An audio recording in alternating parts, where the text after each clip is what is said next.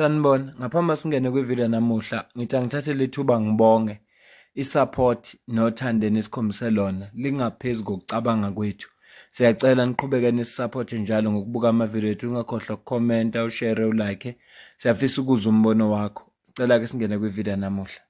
We are paying 1.1 billion rand in leases a year because we do the leases for all government departments in the province. While we do we own our own buildings. So why are we paying leases if I have a building? You had hundreds of buildings that you didn't know about, yet you're paying all this money in leases. Exactly. Emveni kokuba uPresident Cyril Ramaphosa esayine expropriation bill, kwavela iproposal yayithi njengoba government ekwazi uku-expropriate ama-buildings, akathathe lama buildings ahijackiwe endaweni esemadolobheni, athathe lawo ma-buildings awa-renovate, akhanda ama-student accommodation because ama-student ayasokola. Akaze zakwenze lokho. Iproposal yayinhle futhi nathi siyibona ukuthi ikhona la izosiza khona, kodwa akazenze lutho. Emveni kwezinyanga sathola ukuthi i-ANC ilise ama-building noma irenta ama-building for ama-offices, ngoba lawa abama-office bawayekile, kodwa banama-office amaningi, ikakhulukazi la eJohannesburg banama-office amaningi. Kodwa kunalokho bakhetha ukuthi abawokwenza ama-agreement ukuthi balise ama-building noma baqasha ama-building abasenzeza ama-office. Ilutho le-house ihlazo uma udlula ngakhona kulala amaphara lapha ngaphandle. Engikuzwile ngathi ama-political parties azobe khona kwi-ballot yethu awu-520 if I'm not mistaken. So ngiyacela abantu bakithi ake sivotele i-political party ngenxa ye-track record. Political party sizoyivotela, sike siyivotele ngoba yake yenzani kuphi kanjani. Nanti efuneka siyenze manje masivote. Ngiyazi ukhona ozothi nayi Action SA ibiqala ukuba khona kwi-ballot kodwa abantu bayivotele. No, bavote ngoba bazi uHerman Mashaba. Herman Mashaba wakwaba imeya yaseJohannesburg. Sambone sebenza. Ingakho ke abantu beyivotele i-Action SA. Futhi nalabo benza njalo bazisiza bona. Uyaqhubeka uDr Nasiphi Moya ngokusikhombisa ukuthi nansi into ekufuneka yenzeke. Ngaphambi ngicaphunela ivideo kaDr Nasiphi Moya, nansi post. Tshwane Mayor Dr Nasiphi Moya has unveiled newly refurbished municipal offices. Instead of throwing away millions each year on renting private office spaces, the new administration has chosen to renovate and modernize its own municipal buildings, investing directly in public infrastructure and saving taxpayers' money in the process. This move strengthens Tshwane's internal capacity, empowers city staff with better facilities, and ensures that public funds actually benefit the public, not private landlords. Ingakho ngithi kahle uDr Nasiphi Moya ubhala ama-corrections for i-ANC. Nanti bekufuneka niyenze. Akayedwa unethimba lakhe. Babhala ama-corrections. Nansi into ebekufuneka niyenze. Lento esikhulume ngayiqala enti ANC ilisa ama-buildings for ama-offices wabo. Kodwa banama-building yonke indawo. Why benga-renovate bafaka bakhanda ama-office wabo? Ngeke ngoba bafuna ukukhipha imali iye kubangani babo. Okwesibili, ama-student ayasokola njengoba ngishilo. Bebamsene ne-DA abakaze beza nomthetho ukuthi okay, how do we expropriate back ama-buildings lawa abandoned buildings, the hijacked buildings bawa renovate bakhandela ama-student ama-accommodation. From lapho inkinga zama-student izobe sezehlile nendaba ye-NSFAS isizobheka kangcono in terms of accommodation. Cela ubone la ankake lama office ubezowavula la Dr Nasiphi Moya ngokusemthethweni. And uyakhumbula ukuthi last bebe advertise ipost ukuthi bazoqasha 100 yama cleaners azobe sebenza la kwi-building owned by city besebenzela i-City of Tshwane. So into lezi esishayela ihlombe, into lezi esingeke sikwazi ukuthula singazisho. Ngizokucaphunela yena uDr Nasiphi Moya uze ukuthi yena uthini. Analyzing our office spaces. So this is not the first building that we have done this in. We've done this in Middlestad, we've done it at CWDVET.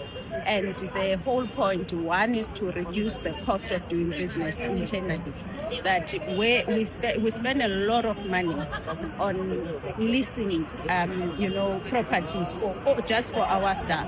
And over the past years, we have reduced that by 100 million rand on leases alone, just by the project at Sindibet and Middlestad. For this building, for us to get out of the lease that we're in for the different departments here, we will be reducing the cost by 24 million rands per annum. So that's the first thing, is that we must reduce the cost of doing business. But secondly, we must move with the times in terms of how do you accommodate human capital? How do you maximize on your human capital? And we are moving from departments, single departments, occupying single department, a single building, where we now want to integrate our teams. So as you have seen here, it's more than one teams that will be based in this.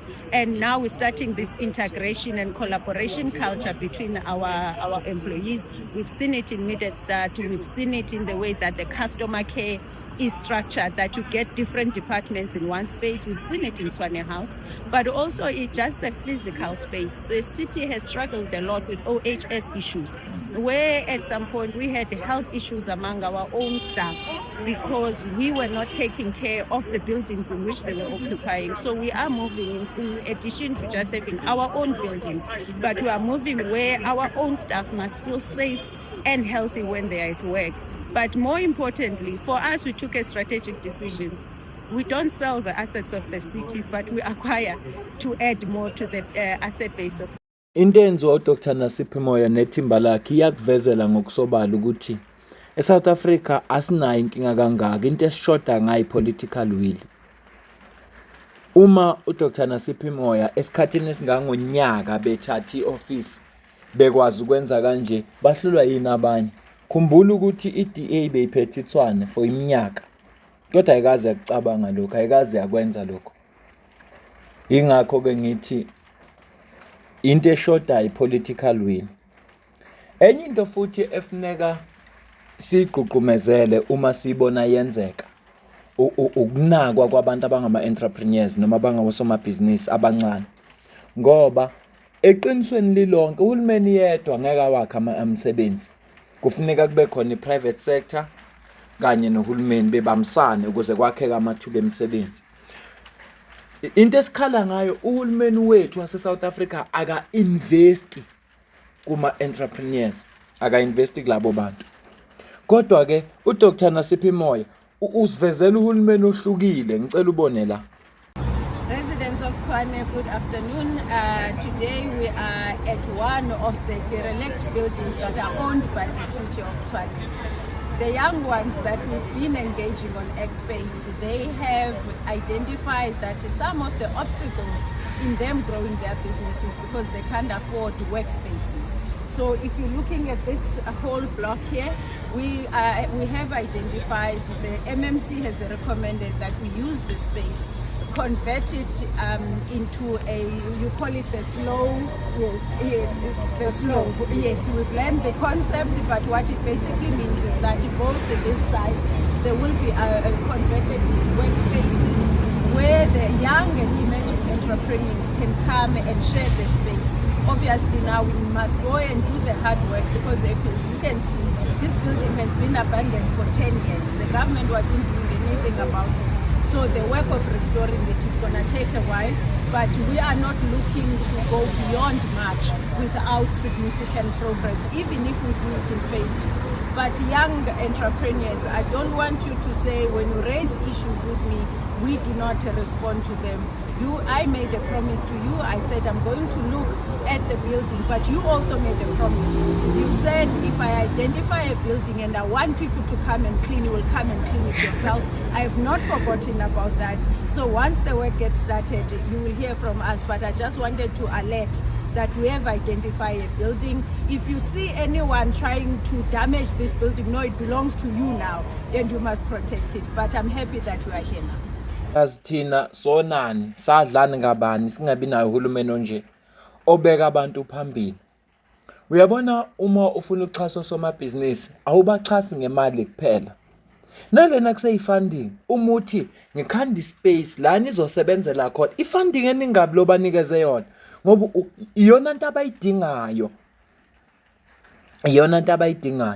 ifunding iza ngeindlela eziningi nesupport iza ngeindlela eziningi ayiyona imali kuphela noma ngathi uhulumeni angeke sikunike imali kodwa so provide ngetraining sikuprovide ngani lezi zinto ziyasiza sine NYDA angifuna ukukhuluma nje nangathi ngiyeke kodwa yena kuthiwa kufanele isize youth angiyeke nje ngoba ngifuna ukukhuluma ngayo ngwazi umsebenzi wakho nomuntu oyedwa engamkhomba ngithi ufundwe iNYDA ibusiness yakhe right namhla ufundwe iNYDA so kodwa ngikushoyo ukuthi bathi mabenza yonke lento bebe besicabanga bacabanga abantu abangosomabhizinisi abasafufusa yinhle lento yenzeke ethwane yazi ngiyazibuza ukuthi kazi thina sonani mina nawe vele sikwezinye indawo sonani vele sona ngani sasona bani ongasicabangeli kanje ya sithi sizulu zenzila kakhalela kunje nje yithi esavotela labantu abasiphethe yithi sabakhetha sangabakhetha ngoba kukhona abasenzela khona sabakhetha ngoba bebelonga kwinhlangano ethize sabeka inhlangano phambili kunabantu mina nawe sidibane kwivideo elandelayo ngiyabonga